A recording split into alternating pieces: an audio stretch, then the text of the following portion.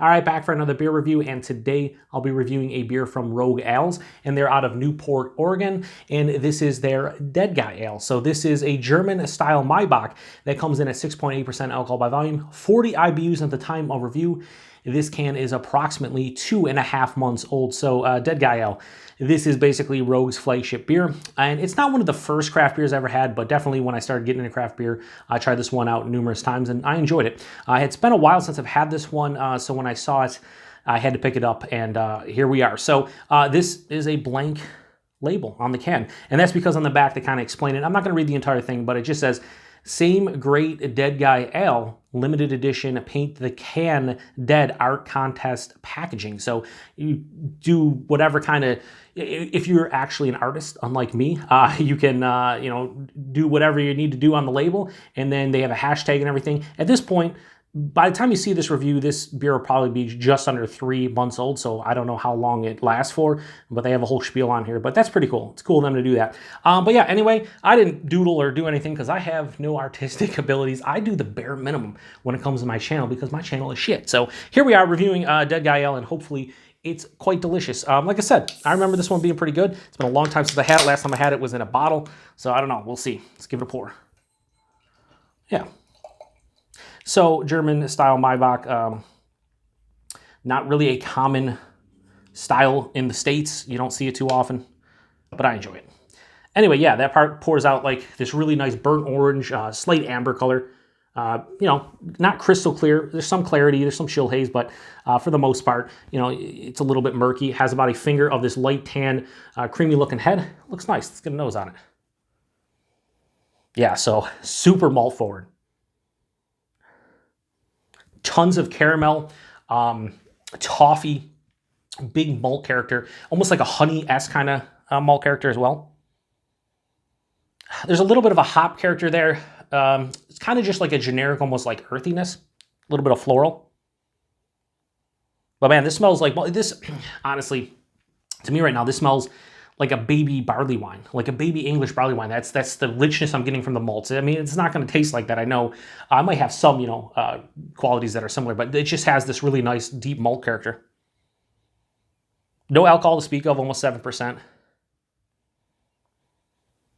Yeah, it smells fucking fantastic, honestly. I love that malt character. Let's get into it. Cheers, everyone.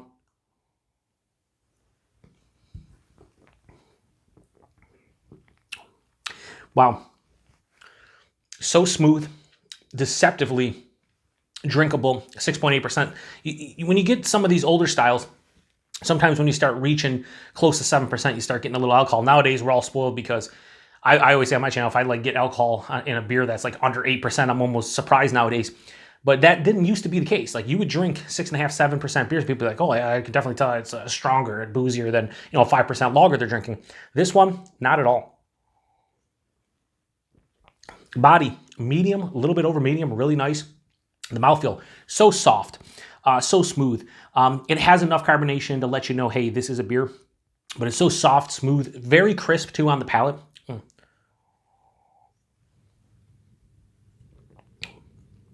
Yeah, really nice. It almost has a lager-esque kind of quality to it. The thing about this one for me, though, is that it's not overly complex, but what's there is really well done. Right up front, all that malt I was talking about. There's caramel, there's toffee, there's honey, there's a little bit of molasses. It's really sweet on the malt character. As it passes through the palate, though, a little bit of like a slightly semi-dry kind of finish hits. That floral, earthy, almost slight resinous kind of quality. Not quite pine, just like a resinous hop character hits. There's also this underlying like slightly brown bread, like in between a white and brown bread, not as how do I explain that? The malt character is kind of in between there. Like sometimes you just get a generic breadiness and sometimes a more brown bread, more richer. It's kind of in between a white and a brown bread. Like I said, I can't detect the alcohol. So fucking easy to drink. Yeah, I mean, there's a reason why this is their flagship and it's still around to this day and that people still buy it because it's fucking really well done. I really dig it. Man, I think I dig this way more than I anticipated. And that's just because when I used to have it, I enjoyed it, but it didn't, blow me away. Not that this is blowing me away, but it's just really well done, man. You know, I need to revisit more older beers. And that's kind of, I don't mention these in the reviews. You know, at the beginning of this month, I usually post the vlog for the shelfie beers. This is the second beer of the month for shelfie beer reviews. But I think I'm focused on shelfie beers as some, you know, basically staples in the American craft beer game, because there are so many I haven't even reviewed on the channel. Like, there's just so many, like going back to Sierra Nevada and Sam Adams and places like that. There's so many beers, and Rogue itself, that I have just not reviewed, but I've had before, and I need to revisit them because it's been far too long. This is one of those beers. So Rogue's Dead Guy Ale in the blank can, because I'm fucking a lazy piece of shit.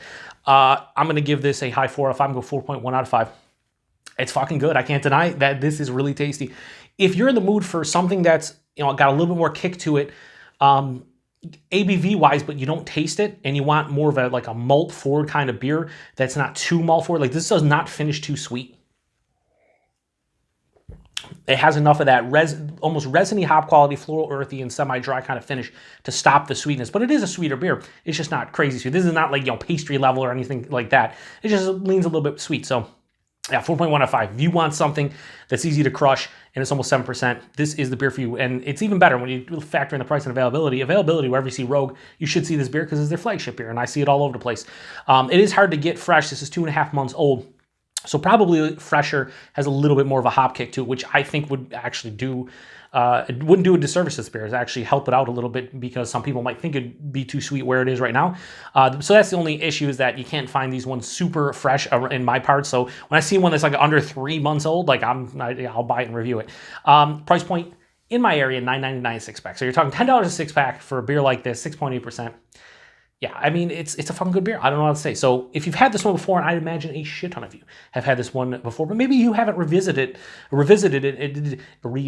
this one in a long time. Maybe it's been years. Maybe it's been even longer than that.